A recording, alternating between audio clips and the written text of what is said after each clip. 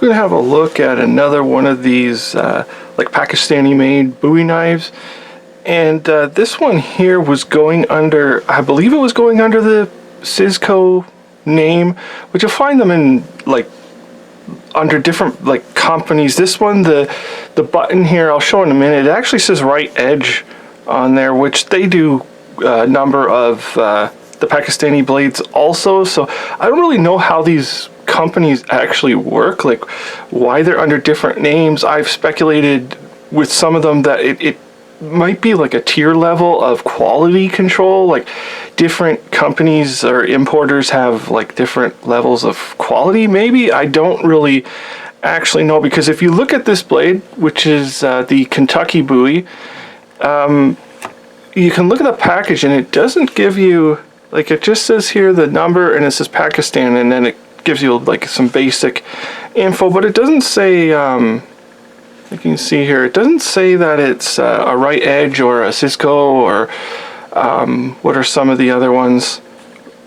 I can't really remember any of the other ones right now. It's kind of irrelevant, but it doesn't really say, it just is this. So it could be under any brand name. Now this one, the Kentucky Bowie, was a little bit more expensive than some of their other ones. Like, it was like, I don't know if I'd say significantly more, because it was still pretty cheap. Like, it was under $60. But for these Pakistani blades, which I guess at one time they were almost like $15 or $20, is pretty expensive. I don't know if these were newer and maybe they've gone up in price. I'm not sure, but we will have a look at it here. So you get the nice sheath here, which I'll show it, and it's another sheath which I really like because it actually fits the blade. We'll get the knife out here. We'll go over the sheath first before we go over the blade. It has this like stitching in here, which is almost like it almost acts as like a type of liner, because it makes the knife really secure in there. We've got the button, and you can see it's got the Rite Edge branding on it, and it's actually not too thick for one. Sometimes they make them really thick. This one's pretty good. And on the side here, and this is like in between soft and hard, so it's probably about the perfect leather. It's very nice. This is a really nicely done sheath. It's almost too tight for the knife. Like, I can put it in here and you can probably tell from there about when it goes in and that, like, it's in there, there is no movement at all whatsoever, which is really awesome. And of course, the more this is used, it would like break in a little bit better. So we'll go into the knife now. Not sure exactly what makes this thing unique among Bowies. You can see the blade has a really beautiful profile. Like, I've saw pictures which are very similar to this. It was museum pictures of a Kentucky Bowie, but the handle didn't have a guard like this. It just had a straight guard on it. But it's a really nice looking blade on there. And this one has the brass guard, but it also has a real bone handle, which we can look at here, which is obviously triple pinned, full tang construction. Really, I really like this thing.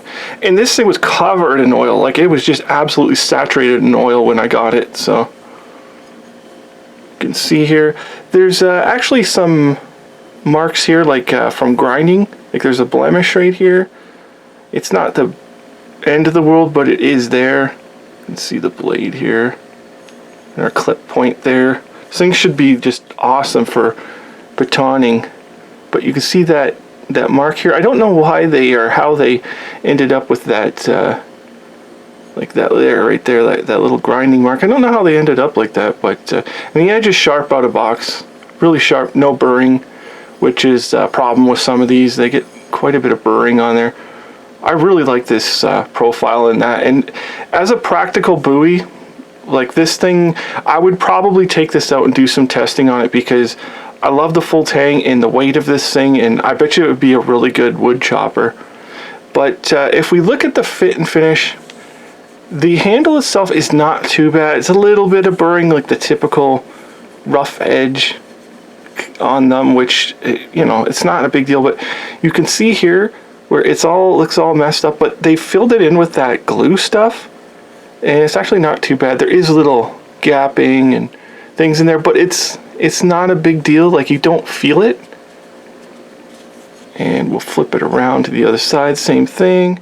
This one you can feel the chip out of it, like a chip has come loose, which is why I want to get some of that stuff so that I can fill that in myself. Like this thing, the weight of it and everything, like I think it's worth paying for. Like, it's significantly heavier than some of those other Pakistani blades like that I've been showing, and those were big heavy knives. But as far as a batoning Bowie, like a kick around, this thing is excellent. I think it is probably a case of you get what you pay for. Like, if you pay a little bit more, you're probably getting a little bit better knife like this. Sure, there's the little fit and finish, but this is a knife, like, I'm gonna probably do some testing with it. I'm not gonna beat it up to like break it, but I'll do like normal knife stuff with it. It seems to be better than just a, like, say a wall hanger. It's not like you can feel like some of those really low-end cheap ones. It feels like you could like bend them. So this thing looks awesome. The Kentucky Bowie, this went under the Szco brand name, but it does say Rite Edge on the sheath, so they might also market it as a Kentucky Bowie. But anyways, it looks like a pretty great, if you just want a no-nonsense Bowie, this thing looks great. So thank you for watching.